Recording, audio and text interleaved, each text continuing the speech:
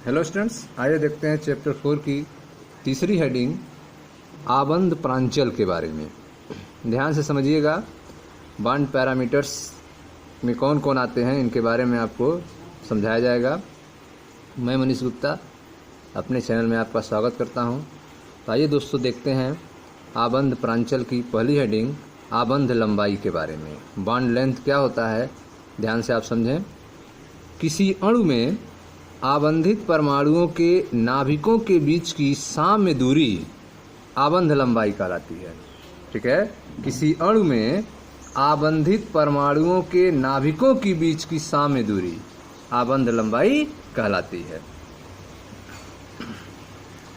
आबंध लंबाई स्पेक्ट्रमी एक्स किरण विवर्तन तथा इलेक्ट्रॉन विवर्तन विधियों की सहायता से ज्ञात की जाती है। ठीक है, तो अगर बॉन्ड लेंथ निकालना हो तो इसके लिए स्पेक्ट्रमी विधि, एक्स किरण विवर्तन तथा इलेक्ट्रॉन विवर्तन विधियों की सहायता से ज्ञात की जाती है। बॉन्ड लंबाई होती क्या है, आबंध लंबाई होती क्या है, तो किसी अणु में आबंधित परमाणुओं के नाभिकों के बीच की साम्य दूरी आबंध लंबाई कहलाती है। जैसे यहाँ देखें, यह जो है आपका कोई एक अणु है जिसमें इन दोनों का परमाणुओं का नाभिक है। ठीक है, दोनों परमाणुओं का नाभिक है। नाभिकों के बीच की जो साम्य दूरी है यह बंध लंबाई कहलाती है। ठीक है, यह नाभिक है, नाभिक के बीच की यह साम्य दूरी जो है आर ए और R B, R A plus R B. ठीक है, R A plus R B क्या कहलाएगी, आबंध लंबाई कहलाएगी।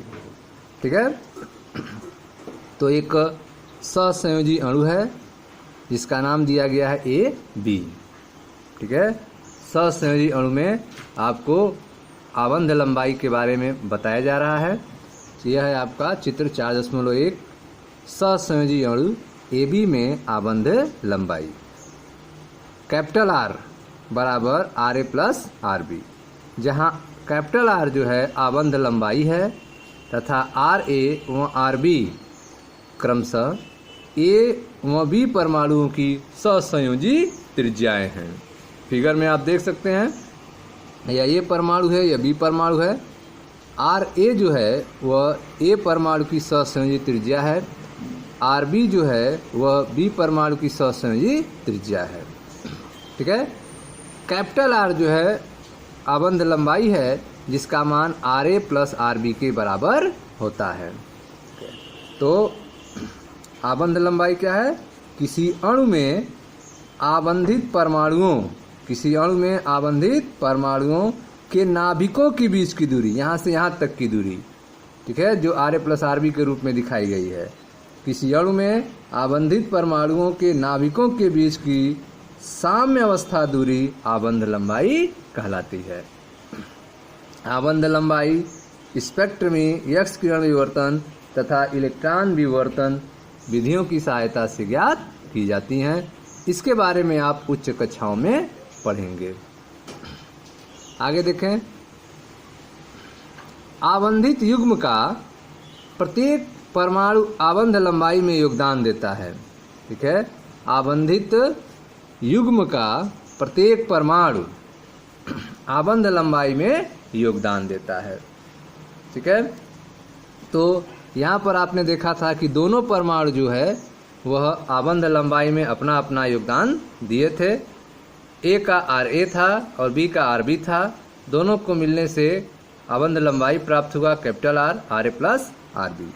तो आबंधित युग्म का प्रत्येक परमाणु आबंध लंबाई में योगदान देता है। सहसंयोजी आबंध में प्रत्येक परमाणु का योगदान उस परमाणु की सहसंयोजी त्रिज्या कहलाती है। ठीक है, अगर सहसंयोजी आबंध है तो उसमें प्रत्येक परमाणु का जो योगदान होगा अर्थात आर ए और आर बी का जो मान होगा वह उस परमाणु की सहसंयोजी त्रिज्या कहलाती है। ठीक है, तो आबंधित युग्म का प्रत्येक परमाणु आबंध लंबाई में योगदान देता है। सहसंयोजी आबंध में प्रत्येक परमाणु का योगदान उस परमाणु की सहसंयोजी त्रिज्या कहलाती है। ठीक है। आबंधित अवस्था में किसी परमाणु के क्रोड जो संलग्न परमाणु के क्रोड से संपर्क में होता है की त्रिज्या उसकी सहसंयोजी त्रिज्या मानी जाती है। ठीक है। आबंधित अवस्था में किसी परमाणु के क्रोड जो संलग्न परमाणु के क्रोड के संपर्क में होता है की त्रिज्या उसकी सहसंयोजी त्रिज्या मानी जाती है। तो सहसंयोजी त्रिज्या जो है क्रोड के संपर्क में परमाणु जो रहता है उसकी त्रिज्या ही उसकी सहसंयोजी त्रिज्या मानी जाती है। यह कब होगा? आबंधित अवस्था में। आबंधित अवस्था में किसी परमाणु के क्रोड जो संलग्न परमाणु के क्रोड के संपर्क में होती है की त्रिज्या उसकी सहसंयोजी त्रिज्या मानी जाती है। सहसंयोजी त्रिज्या एक ही अणु में आबंधित दो समस्वरूप परमाणुओं के बीच की दूरी का आधा भाग होती है। ठीक है। सहसंयोजी त्रिज्या जो है एक ही अणु में आबंधित दो समरूप परमाणुओं की, ठीक है, दो समरूप परमाणुओं के बीच की दूरी का आधी होती है। ठीक है। तो अगर दो समरूप परमाणु हैं जैसे क्लोरीन क्लोरीन, दोनों क्लोरीन है, नाइट्रोजन नाइट्रोजन दोनों नाइट्रोजन है, ऑक्सीजन ऑक्सीजन दोनों ऑक्सीजन है, तो N2 हुआ, O2 हुआ, Cl2 हुआ। ठीक है। तो ये दोनों क्या हो गए? समरूप हो गए और आपस में कैसे जुड़े हैं? सहसंयोजी बंध से जुड़े हुए हैं। तो सहसंयोजी त्रिज्या क्या होगी? तो सहसंयोजी त्रिज्या एक ही अणु में आबंधित दो समरूप परमाणुओं के बीच की दूरी का आधा भाग होती है। ठीक है। जैसे यहां देखें ध्यान से, इस फिगर में आप देख सकते हैं क्लोरीन परमाणु को लिया गया है।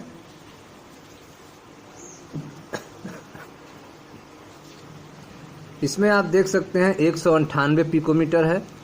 यह जो 198 पिकोमीटर है यह दो नाविकों के बीच की दूरी है। ठीक है।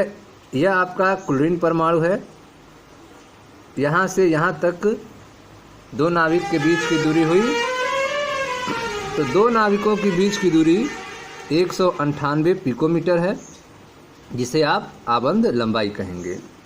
परमाणु त्रिज्या क्या होगी? सहसंयोजी त्रिज्या क्या होगी? तो सहसंयोजी त्रिज्या जो होती है वह आधी होती है, इसकी आधी होती है, अर्थात 198 पिकोमीटर का आधा जो होगा, ठीक है, यहाँ से यहाँ तक, यह आपकी सहसंयोजी त्रिज्या होगी, जो कि क्या है? 99 पिकोमीटर है। यह RC हो गई 99 पिकोमीटर।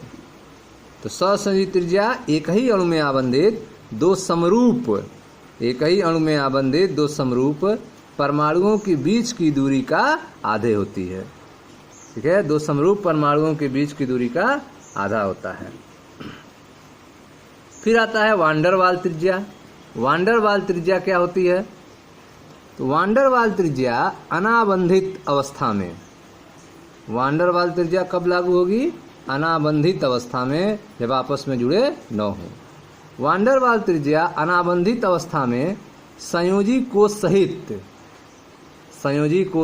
सहित परमाणुओं का समग्र आकार निरूपित करता है। वान डेर वाल त्रिज्या जो है वह अनाबंधित अवस्था में संयोजी कोष सहित परमाणुओं का समग्र आकार निरूपित करता है। ठीक है। तो जब आपको वान डेर वाल त्रिज्या बतानी हो तो इसमें आप परमाणुओं का समग्र आकार लेंगे, जिसमें संयोजी कोष भी शामिल होगा। ठीक है। उसका जो मान आएगा वह वान डेर वाल त्रिज्या कहलाएगी। जैसे फिगर में आप देखें, यहाँ पे R वान डेर वाल दिया है 180 पिकोमीटर। ठीक है। जिसमें आप देख रहे हैं यहाँ पे सहसंयोजी त्रिज्या भी लिया गया है। यह बाहर जो है आप देख रहे हैं, बाहर यह अनाबंधित अवस्था में निकलता है और इसमें सहसंयोजी कोष भी शामिल होता है। यह दोनों अलग अलग हैं। यहाँ से यहाँ तक की दूरी आप देख रहे हैं जो है 180 पिकोमीटर। यह जो 180 पिकोमीटर आ रहा है यह है R वान डेर वाल, R वान डेर वाल। और RC जो है वह क्या है? सहसंयोजी त्रिज्या है। ठीक है। तो क्लोरीन के अणु हेतु सहसंयोजी और वान डेर वाल त्रिज्याओं को फिगर में दिखाया गया है। अंदर के वृत्त जो हैं क्लोरीन के परमाणु को इंगित कर रहे हैं। ये अंदर के सर्किल जो हैं यह क्लोरीन के परमाणु को इंगित कर रहे हैं। आर वांडरवाल और आर वांडरवाल जो है वांडरवाल त्रिज्या को और आरसी जो है सहसंयोजी त्रिज्या को व्यक्त करते हैं। तो क्लोरीन परमाणु में जो आर वांडरवाल है वो 180 पिकोमीटर आप देख रहे हैं आर वांडरवाल का मान, जिसमें यह यहाँ से यहाँ तक है दूरी 360 पिकोमीटर। यह आपका यह क्लोरीन परमाणु है Cl2 और यह उसकी बाहरी कक्षाएं हैं, संयोजी कोष हैं, ये बाहरी कक्षाएं हैं। यहाँ से यहाँ तक आर वांडरवाल का मान 180 पिकोमीटर है। ठीक है, यह आपकी सहसंयोजक त्रिज्या है, सहसंयोजी त्रिज्या है जिसका मान 99 पिकोमीटर है जो यहाँ से यहाँ तक है। और यह जो 198 पिकोमीटर है यह आबंध लंबाई है। दो नाविकों के बीच की दूरी आबंध लंबाई कहलाती है जो कि 198 पिकोमीटर है। और यह आपके सहसंयोजी त्रिज्या है आरसी 99 पिकोमीटर। और यह आप देख रहे हैं 180 पिकोमीटर जो है वह आर वांडरवाल है। ठीक है, तो इस तरह से आपने देखा कि वांडरवाल त्रिज्या जो है ठोस अवस्था में विभिन्न अणुओं, वांडरवाल त्रिज्या अनाबंधित अवस्था में संयोजी कोष सहित परमाणुओं का समग्र आकार निरूपित करती है। ठीक है, वांडरवाल त्रिज्या ठोस अवस्था में विभिन्न अणुओं के दो समरूप परमाणुओं के बीच की दूरी का आधा भाग होती है। ठीक है, तो आपने आर वांडरवाल 180 पिकोमीटर जो निकाला था वह 360 पिकोमीटर का आधा था। ठीक है, जो ठोस अवस्था में विभिन्न परमाणुओं के दो समरूप परमाणुओं के बीच की दूरी का आधा भाग था। जैसे यहाँ पे दो समरूप परमाणु हैं Cl2 और Cl2, इनके बीच की दूरी आप देख रहे हैं एक 360 पिकोमीटर है। तो इसका जो आधा है 180 पिकोमीटर, यही आपका क्या है आर वांडरवाल है। तो वांडरवाल त्रिज्या जो है ठोस अवस्था में दो विभिन्न अणुओं के दो समरूप परमाणुओं के बीच की दूरी का आधा भाग होता है। क्लोरीन अणु के लिए सहसंयोजी तथा वांडरवाल त्रिज्या को चित्र में दिखाया गया है। ठीक है, तो वांडरवाल त्रिज्या का मान जो है 180 पिकोमीटर है, जबकि सहसंयोजी त्रिज्या का मान है 99 पिकोमीटर। आप पढ़ रहे हैं आबंध प्रांचल के बारे में, आबंध प्रांचल के बारे में। पहली हेडिंग इसकी पढ़ाई जा रही है आबंध लंबाई के बारे में, बॉन्ड लेंथ के बारे में। इसमें आपको बताया गया कि किसी अणु में आबंधित परमाणुओं के नाभिकों के बीच की साम्यावस्था दूरी आबंध लंबाई कहलाती है। ठीक है, दो नाविकों के बीच की साम्यावस्था जो दूरी होगी वही आबंध लंबाई कहलाएगी। यदि पहले नाभिक की दूरी RA दूसरे की RB ले तो कैपिटल R जो होगा RA प्लस RB जो आबंध लंबाई को बताएगा। तो किसी अणु में आबंधित परमाणुओं के नाभिकों के बीच की साम्यावस्था दूरी आबंध लंबाई कहलाती है। आबंध लंबाई को स्पेक्ट्रमी, एक्स किरण विवर्तन तथा इलेक्ट्रॉन विवर्तन विधियों की सहायता से ज्ञात की जाती है।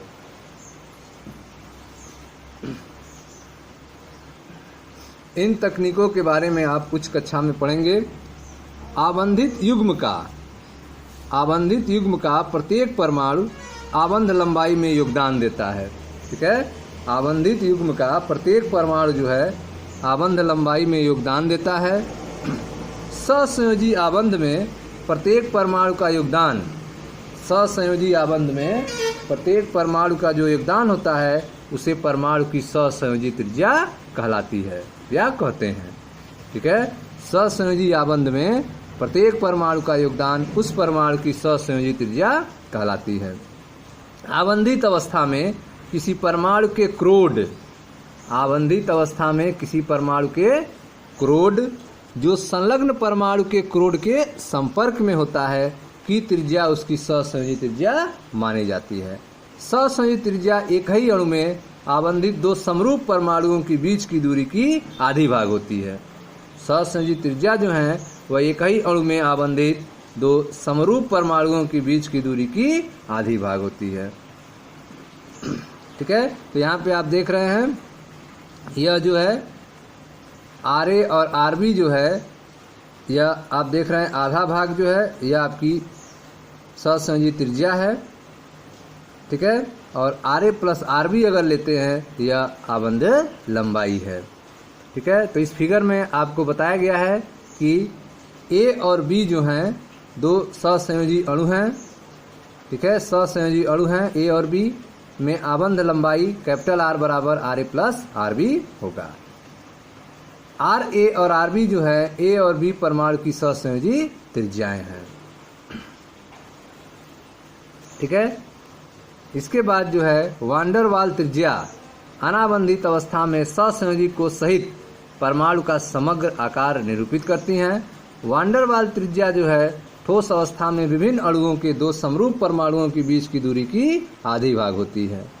कुलीन अणु के लिए सहसंयोजी और वान डेर वाल त्रिज्याओं को आप फिगर में देख सकते हैं, ठीक है। यह आपका कुलीन अणु है Cl2 दोनों के परमाणु को दिखाया गया है। इनमें जो है सहसंयोजी त्रिज्या RC का मान है 99 पिकोमीटर, ठीक है। सहसंयोजी त्रिज्या RC का मान कितना है 99 पिकोमीटर है और वान डेर वाल त्रिज्या का मान है 180 पिकोमीटर, ठीक है। वान डेर वाल त्रिज्या का मान 180 पिकोमीटर है जबकि सहसंयोजी त्रिज्या का मान 99 पिकोमीटर दिखाया गया है फिगर में। अब आगे देखते हैं। कुछ एकल द्वि और त्रि आबंधों की औसत लंबाइयां सारणी 4 दशमलव में दी गई है, ठीक है। यहाँ पे सिंगल बांड, डबल बांड और ट्रिपल बांड की औसत लंबाइयां जो है एक टेबल 4.2 में दिया गया है। जैसे आप देख सकते हैं यह आपकी है सारणी 4.2। इसमें एकल द्वि और त्रि आबंधों की औसत लंबाइयां दी गई हैं।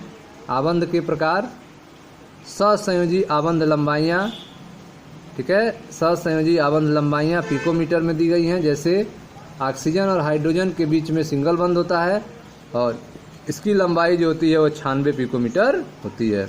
उसी तरह कार्बन हाइड्रोजन के बीच की 107 पिकोमीटर है। नाइट्रोजन ऑक्सीजन के बीच में आबंध लंबाई 136 पिकोमीटर होता है। कार्बन ऑक्सीजन के बीच में आबंध लंबाई 143 पिकोमीटर होता है। कार्बन नाइट्रोजन के बीच में सहसंयोजी आबंध लंबाई 143 पिकोमीटर होता है, ठीक है। कार्बन कार्बन के बीच में सहसंयोजी आबंध लंबाई 154 पिकोमीटर होता है, ठीक है। यह तो सिंगल बंध का हो गया। अब डबल बंध का अगर देखा जाए तो कार्बन और ऑक्सीजन जब डबल बंध से जुड़े होते हैं तो आबंध लंबाई 121 पिकोमीटर होता है।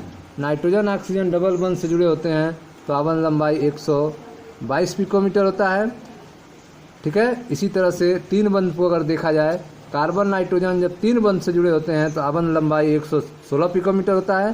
कार्बन कार्बन जब तीन बंध से जुड़े होते हैं तो आबंध लंबाई 120 पिकोमीटर होता है, ठीक है। तो यह आबंध के प्रकार को दिखाया गया था सिंगल, डबल, ट्रिपल बांड्स के रूप में और उनके सहसंयोजी आबंध लंबाइयों के मान को इस सारणी में दिया गया था, ठीक है। तो इस तरह से आपने देखा कि कुछ एकल, द्वि और त्रि आबंधों की औसत लंबाइयां को सारणी 4.2 में जो दी गई थी, कुछ समान अणुओं की आबंध लंबाइयां, ठीक है, कुछ सामान्य अणुओं की आबंध लंबाइयां सारणी 4.3 में दी गई हैं जबकि कुछ सामान्य तत्वों की सहसंयोजी त्रिज्याएं सारणी 4.4 में क्रमबद्ध की गई हैं, ठीक है। तो पहला जो सारणी आपने देखा था 4.2, इसमें कुछ एकल, द्वि और त्रि आबंधों की औसत लंबाइयां का मान दिया गया था। यह है आपकी सारणी 4.3 जिसमें कुछ सामान्य अणुओं की आबंध लंबाइयों के बारे में दिया गया है। जैसे H2 में H सिंगल बंध से जुड़े होते हैं, इसमें आबंध लंबाई जो होती है वो 74 पिकोमीटर होती है। F2 का आबंध लंबाई 144 पिकोमीटर, Cl2 में आबंध लंबाई 199 पिकोमीटर, ब्रोमीन में Br2 में आबंध लंबाई 228 पिकोमीटर, आयोडीन में 267, नाइट्रोजन में N2 में 109 पिकोमीटर, O2 में 121 पिकोमीटर, HF में 92 पिकोमीटर, HCl में 127 पिकोमीटर, HBr में 141 पिकोमीटर और HI में 160 पिकोमीटर होती है, ठीक है। तो इस सारणी में जो है आपको कुछ सामान्य अणुओं के आबंध लंबाई के बारे में दिया गया है। अगला जो सारणी है आपका 4.4, इसमें कुछ सामान्य तत्वों के सहसंयोजी त्रिज्याओं का मान यहाँ पे दिया गया है। ठीक है। सहसंयोजित त्रिज्याएं अर्थात आर कोवैलेंट का मान दिया गया है पिकोमीटर में। जैसे हाइड्रोजन का सहसंयोजित त्रिज्या का मान जो है 37 है, कार्बन का 77 है, ठीक है, नाइट्रोजन का 74 है, ऑक्सीजन का 66 है। इस तरह से सहसंयोजित त्रिज्या का मान जो है अलग अलग तत्वों को यहाँ दिया गया है। टेलोरियम का 137 पिकोमीटर है, आर्सेनिक का 121 पिकोमीटर, आयोडीन का 133 पिकोमीटर, ब्रोमीन का 114 पिकोमीटर, सल्फर का 104 पिकोमीटर, ठीक है। तो यह जो है सहसंयोजी त्रिज्या का मान जो दिया गया है, जिसमें एकल बंध के लिए यह त्रिज्या है, ठीक है। तो यह था सहसंयोजी त्रिज्या के बारे में, आबंध लंबाई के बारे में और औसत लंबाई के बारे में। अब जो है आबंध प्रांचल का दूसरा जो पार्ट है वह है आपका आबंध कोण। आबंध कोण क्या होता है, तो आप ध्यान से समझें बॉन्ड एंगल के बारे में। आबंध कोण क्या होता है, किसी अणु के केंद्रीय परमाणु के आसपास, किसी अणु के केंद्रीय परमाणु के आसपास उपस्थित आबंधन इलेक्ट्रॉन युग्मों को धारण करने वाले ऑर्बिटलों के बीच बनने वाले कोण को आबंध कोण कहते हैं, ठीक है। किसी अणु के केंद्रीय परमाणु के आसपास उपस्थित आबंधन इलेक्ट्रॉन युग्मों को धारण करने वाले ऑर्बिटलों के बीच, आबंधन इलेक्ट्रॉन युग्म को धारण करने वाले ऑर्बिटलों के बीच बनने वाले कोण को आबंध कोण कहते हैं, ठीक है। जैसे आप देख रहे हैं यह आपका केंद्रीय परमाणु है ऑक्सीजन, H2O का फिगर है यहाँ पे, ऑक्सीजन केंद्रीय परमाणु है। इसके आसपास आबंधन के लिए इलेक्ट्रॉन युग्म धारण करने वाले हाइड्रोजन है और यह हाइड्रोजन है।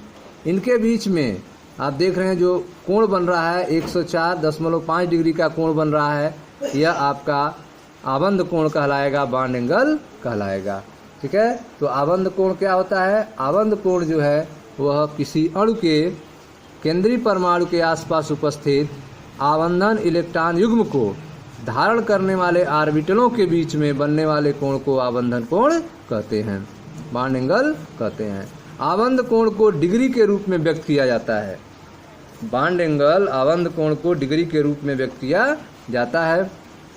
प्रायोगिक तौर पर स्पेक्ट्रमी विधियों द्वारा ज्ञात किया जाता है, ठीक है। आबंध कोण को प्रायोगिक तौर पर स्पेक्ट्रमिक विधि द्वारा ज्ञात किया जाता है।